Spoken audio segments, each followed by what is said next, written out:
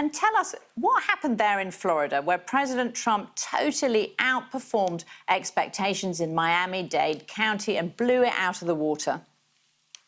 Yeah, thank you for having me on. It's very important to understand the diversity of the Hispanic community here in Florida and really across the country.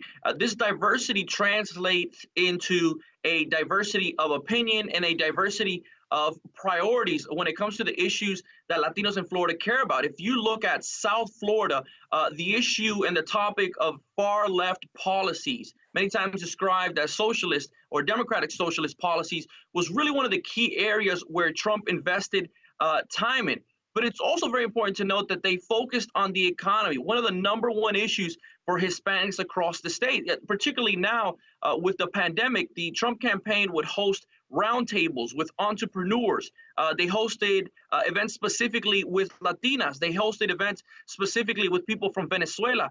It's no secret that the Cuban vote is very popular here. But when you look at the demographics, Colombians, Puerto Ricans, and other demographics that are non-Cubans really propelled Trump to an early win in Florida, something that I think really can be attributed to that investment, showing up and talking about those diverse issues that Latinos really care about. And that's something, of course, that the pollsters completely missed. But if we look at Arizona and at Nevada, states where it's very, very razor thin, where the Trump campaign is claiming they could have a path to victory, what role could the Hispanic vote play there? Yeah, and that's what's so fascinating about this conversation. When you go to those states like Nevada and Arizona, it's very different than Florida. One, the background of most of those Latinos is a Mexican-American background. And while they really do care about the economy, education, and healthcare, immigration plays a little bit of a different role. It's a subject that hits a little bit closer to home. Many individuals are either immigrants themselves or have strong ties through family members who are immigrants. So while the Trump message of the economy might be something that quite resonated, the fact and his stance on immigration is one that I believe really created a wall between Trump and Latinos voters in that area. Just like the way Latinos gave Trump a lifeline in Florida early on in the election, Latinos in Nevada and in New Mexico and Arizona really gave Biden a lifeline right now that might propel him to the presidency.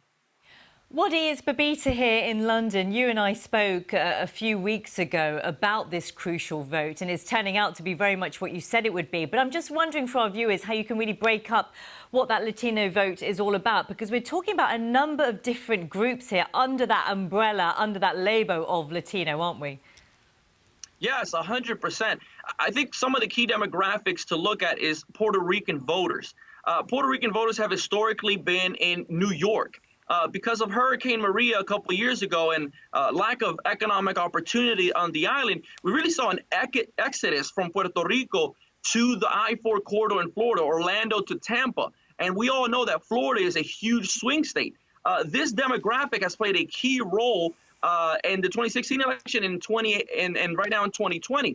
Surprisingly, Trump did not win the vote, but surprisingly, he did increase that vote from 2016. He won approximately 30% of Puerto Rican voters. Another demographic to really look at is Venezuelans. Same situation. Many people have left the island, not the island, I'm sorry, but left Venezuela and come to southern Florida, which has really created this culture against socialism, created this culture in favor of sort of free markets and capitalism. And that has really triggered other demographics like Colombians, people from Nicaragua, and that's what makes Florida so unique. But the same thing in Nevada and Arizona, the Mexican-American community, some of these individuals have been here for generations and don't speak Spanish, but really identify with the community. And some are more recent immigrants and really care about those issues that Donald Trump was unable to speak about. It's fascinating hearing about how that vote really does break up into those diverse communities. Wadi, thank you so much for joining us. It's always good to see you and for you to share your thoughts with us at what is indeed an incredible time. Wadi Gayton there.